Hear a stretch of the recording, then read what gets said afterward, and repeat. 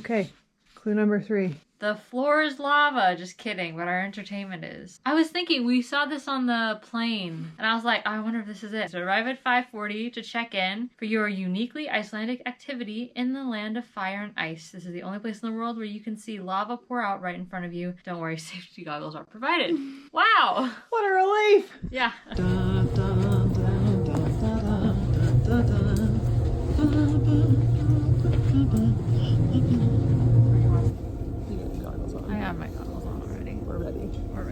Sites, it's just that protective, and that's why we use it here.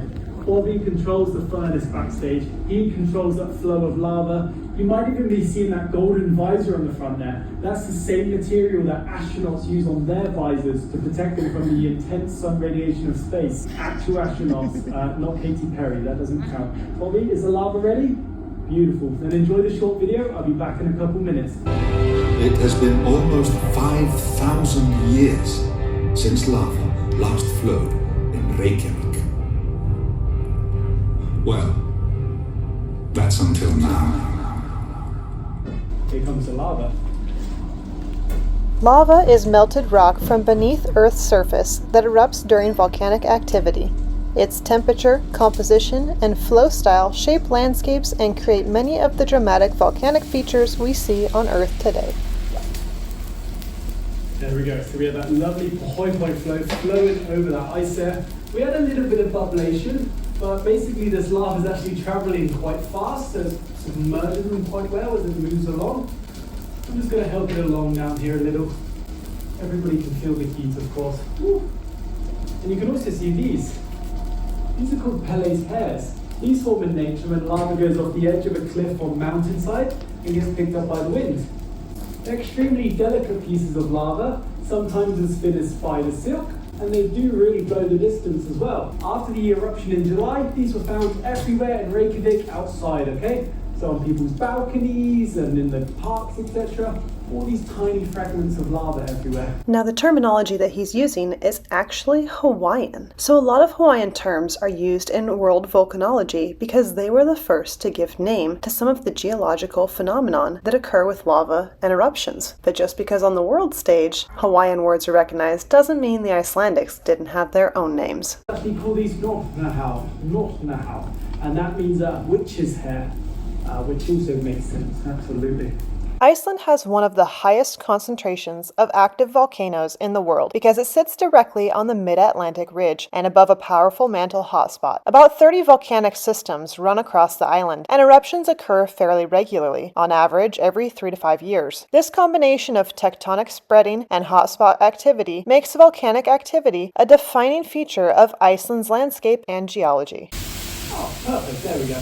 As I said, small and cute, okay? Really adorable little bubbles that we're getting here. This is just that steam forcing its way inside of the lava and trying to escape. So here, nice and cute. In nature, scary and really explosive. We don't want any of those reactions here, of course, though. I'm trying to look after my front row. You know, really nice, as you can see there. That steam finding its way out, inflating, just like you'd see anywhere else. As soon as it goes this color, I know it has actually solidified.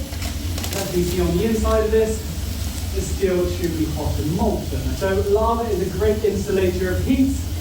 This is a great way to see that, of course. In January 1973, a fissure suddenly opened at the edge of a town in part of Iceland's Westman Islands, forcing a full overnight evacuation. Lava flows and ash buried or burned hundreds of buildings, and the harbor, the community's lifeline, was nearly sealed shut. In a landmark effort, firefighters and volunteers sprayed seawater on advancing lava to slow and redirect it, ultimately saving the harbor and portions of the town. After the eruption ended, the still hot lava fields became an unexpected resource. Geothermal engineers tapped the retained heat for district heating, providing warm water and energy for years after the disaster. It became a famous example of Iceland turning volcanic destruction into long-term community benefit. While volcanoes have long been prevalent in Iceland, they've recently had their spot in the news. Many people may recall the 2010 eruption, often called E15 because the volcano's name is so hard to spell, which began in March and intensified in April April when lava melted through the glacier on top of the volcano. This created enormous plumes of fine volcanic ash that were carried high into the jet stream. Because the ash was sharp, abrasive, and dangerous to aircraft engines, airspace across much of Europe was shut down for nearly a week, grounding millions of travelers and causing major global travel disruptions. Although the eruption wasn't especially large by Icelandic standards, its location under ice and its impact on international aviation made it one of the most memorable eruptions of the 21st century. But when talking about memorable volcanic eruptions, we can't forget the largest volcanic eruption in modern history. This eruption, which began around 939 AD, was one of the largest volcanic events in Iceland's history, and likely the first major eruption experienced by the Vikings after they settled the island in the late 800s. Part of the Katla volcanic system, its eruption produced massive fissures, enormous lava flows, and widespread ashfall. Contemporary records describe sky-darkening haze and harsh climate effects that reached as far as Europe. For the early Icelandic settlers, still establishing farms and communities, the scale of the eruption would have been overwhelming, affecting grazing lands, food supplies, and weather. Because it happened only a few generations after settlement, this eruption became woven into Icelandic cultural memory and may even be referenced in early poetry and sagas. It stands as the first dramatic reminder to the Viking settlers that Iceland was a land shaped and sometimes reshaped by powerful volcanic forces. Sound like? Yeah, flat. Why are we hearing a glassy noise if we have lava in the room? It's because this lava, unfortunately, there's only about 35 litres of it. That's the upper safety limit inside of a building, apparently. 35 litres of lava. Nice. That's quite little, unfortunately. That means lava cools down quite quickly. A rapid cool down of lava forms a non-crystallized material, non-crystallized, very weak bonds, also known as a volcanic glass. Someone tell me a volcanic glass they know. Obsidian. Obsidian, very good. Minecraft? Game of Thrones. Don't tell me. Okay, yeah. You probably know it from one of those, or you might know it from people using it in history. It used to be really good at making tools and weapons in the Stone Age, etc. So it's a really cool material. Obsidian. Obsidian is volcanic glass, beautiful, sharp, ancient, and formed by lava cooling too fast to crystallize. Its striking appearance and long human history make it one of the most fascinating volcanic materials on Earth. Obsidian occurs around the world, anywhere high silica volcanoes are present. Notable locations include Iceland, the US West Coast, Mexico, Japan, Armenia, and Ethiopia. Iceland itself has several obsidian-bearing lava flows, especially in rhyolitic areas like this lava flow in Central Highland, whose name literally means obsidian ridge. Humans have used obsidian for thousands of years for tools and weapons like arrowheads, spear points, knives, and scrapers. For trade, obsidian was highly valued and widely traded across ancient cultures, and as ritual objects in art, especially in Mesoamerica civilizations such as the Maya and Aztecs. When fractured, obsidian has very sharp edges, and obsidian blades can be sharper than surgical steel. How long lava takes to cool depends heavily on its temperature, thickness, composition, and environment. Surface lava can take minutes to hours to cool. Fresh, thin lava flows, like basaltic pahoehoe that we're seeing here in our demo, can cool enough on the surface to walk on within hours, though it will still be molten underneath. A lava flow that is several meters thick may take months to years to fully solidify and stop glowing internally. Thick flows and lava lakes can take decades to centuries. Large, thick accumulations like the lava under Iceland's Eldfell eruption or lava deltas in Hawaii can stay hot or molten for decades under the surface. Even when a crust forms, the interior can remain at 1000 degrees Celsius. In Eldfell, the example I mentioned earlier from 1973, steam heating in the town showed lava was still hot over 30 years later. So while lava may look solid within hours, deep inside it can stay hot or molten for years or centuries depending on the flow. So the important takeaway from this is never walk on fresh lava flows from the last decade or more because it could crack and you could fall in and get roasted. Literally.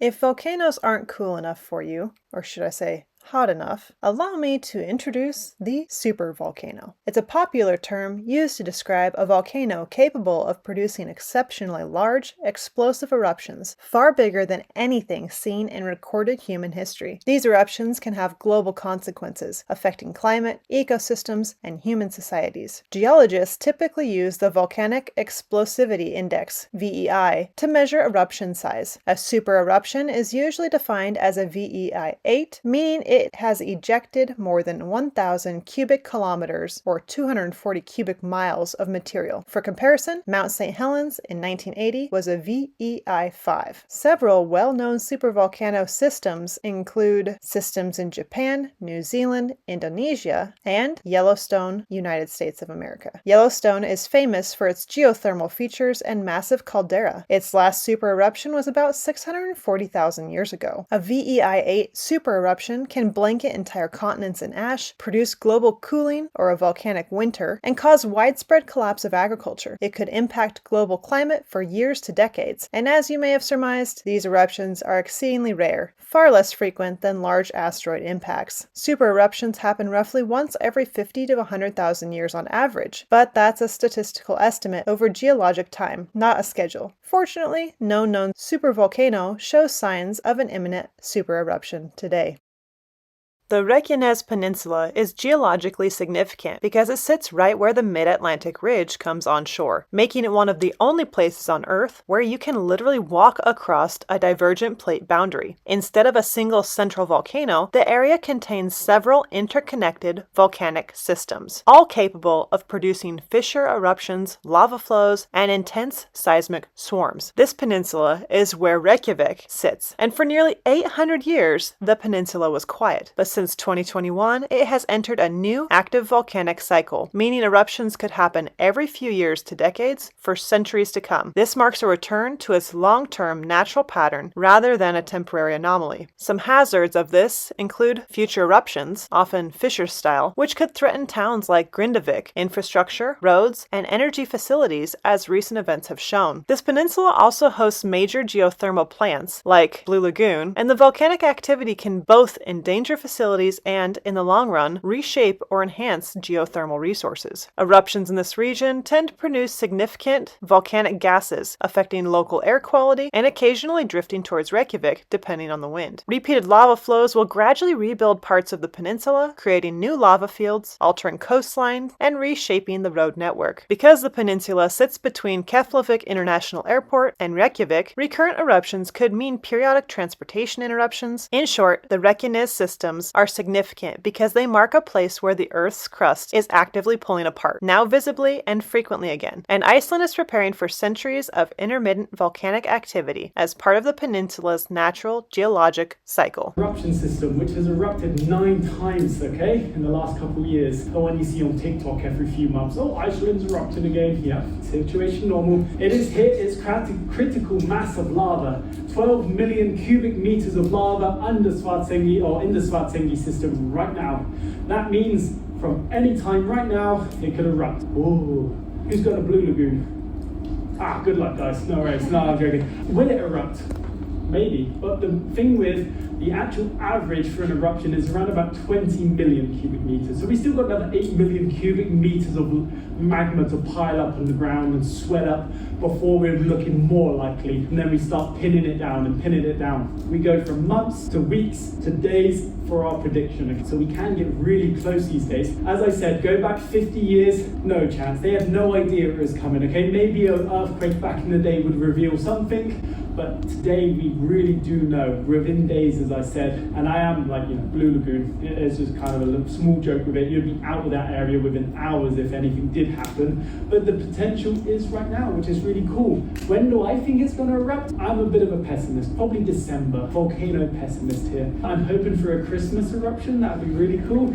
Unless I'm flying to Ireland, that would be kind of annoying. No, I would be fine. But anyways, you can have these eruptions at any time now, which is really cool. Or it never happens. And that's a really unfortunate thing. This magma underground can actually also just move away. There's massive underground dikes, and these magma chambers can just spill into them instead. Why erupt to the surface when the path of least resistance is into these underground caverns instead?